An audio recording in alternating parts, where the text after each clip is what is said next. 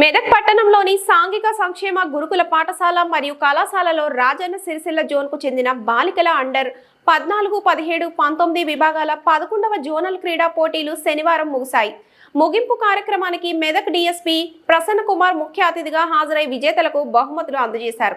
ఈ సందర్భంగా డీఎస్పీ ప్రసన్న కుమార్ మాట్లాడుతూ 3 రోజుల పాటు జరిగిన క్రీడా పోటీల్లో గెలుపు ఓటములు సహజమని, క్రీడా స్ఫూర్తిని నిలుపుకోవాలని విద్యార్థులను సూచించారు. విద్యార్థినులు క్రమశిక్షణ, కృషి, పట్టుదలతో ముందుకు సాగాలని పిలుపునిచ్చారు. ఓటములను జీవితంలో అనుభవాలుగా స్వీకరించాలని సూచించారు.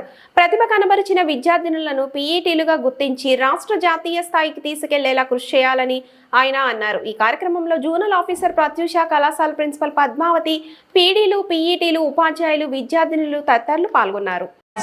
Conducted from 6th to 8th November 2025 with the great enthusiasm and sportsmanship.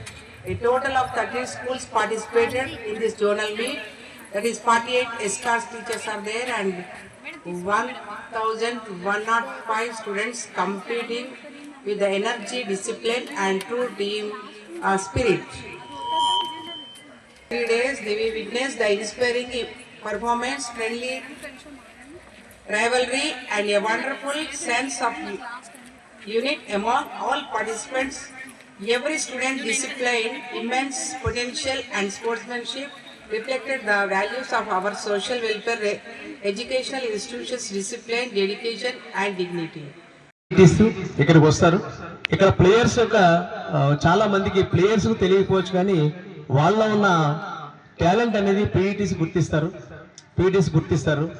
మీరు వాళ్ళలో ఉన్న నైపుణ్యాల్ని పీఈటీస్ గుర్తించిన తర్వాత వాళ్ళకి మంచిగా తర్వాత సపోర్ట్ చేసి వాళ్ళ క్రీడను ఇంకా బాగా మెరుగుపరిచి మంచి కోచింగ్ ఇచ్చి జోనల్ స్థాయి నుంచి మళ్ళీ రాష్ట్ర స్థాయి నుంచి పై స్థాయిల వరకు వాళ్ళు వెళ్ళడానికి కూడా మరి ముఖ్యంగా వీళ్ళ పీఈటీస్ అందరూ కూడా సపోర్ట్ చేస్తారని నేను మనస్ఫూర్తిగా కోరుకుంటున్నాను. మరిన్ని అప్డేట్స్ కోసం మా ఛానల్ ని సబ్స్క్రైబ్ చేయండి.